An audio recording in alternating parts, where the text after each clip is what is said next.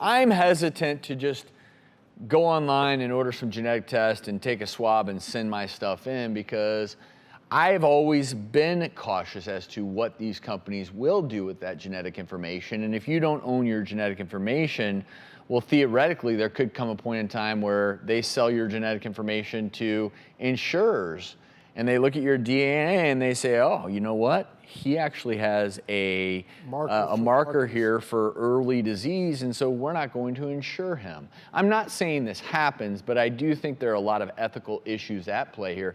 I do like that in this case that there is an option to opt out of allowing your DNA to be used. I do think it is important to use DNA to create new products and new drugs.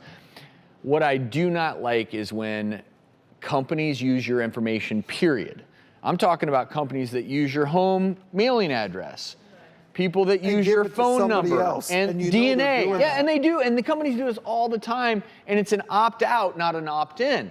I just firmly believe that society has to flip the script.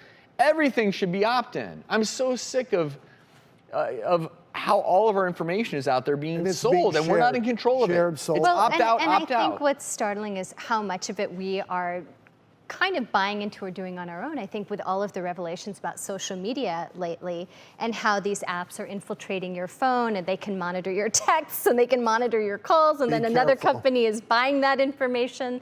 I think you're right. I mean, I think that we're opening up a whole Pandora's box of violations of privacy and information we may not be willing to share. Don't you want to do one of these DNA things, find out where your people are from? Well, we have done it on the show. Mm-hmm. Well, I opted not to, because... Don't you want to know where your peeps are from?